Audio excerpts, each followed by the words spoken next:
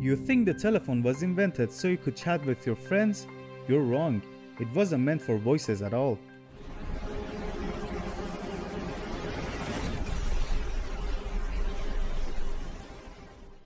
In the 1870s, the world ran on Morse code, but there was a massive problem. A wire could only carry one message at a time. Business was booming, and the lines were clogged. It was a traffic jam of dots and dashes. Western Union, the giant of the day, offered a fortune to anyone who could invent a way to send two messages at once. Enter Alexander Graham Bell.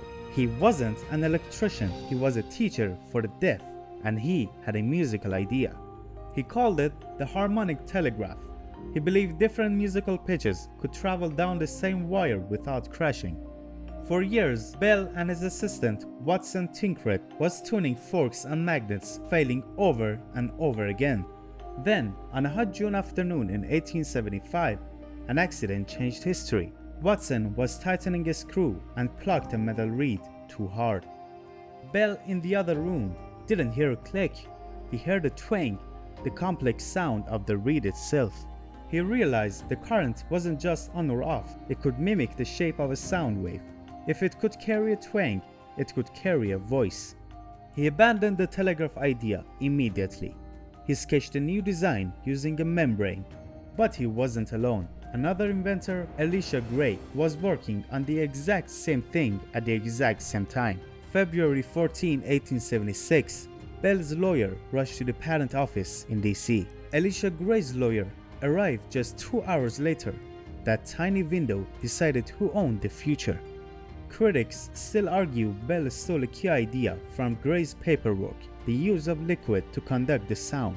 Patent in hand, Bell tried the experiment. He spilled acid on his pants and shouted into the mouthpiece. In the other room, Watson heard it clearly. "Mr. Watson, come here. I want to see you." Bell offered to sell the patent to Western Union for $100,000. They laughed. They called it an electric toy.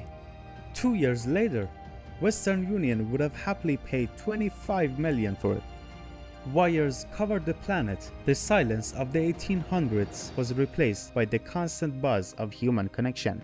Funny enough, today we use phones mostly for texting, which is basically just a digital telegraph. Bell actually refused to have a phone in his study. He thought it was too distracting. He wanted to cure silence, but he ended up creating a word that never stops talking.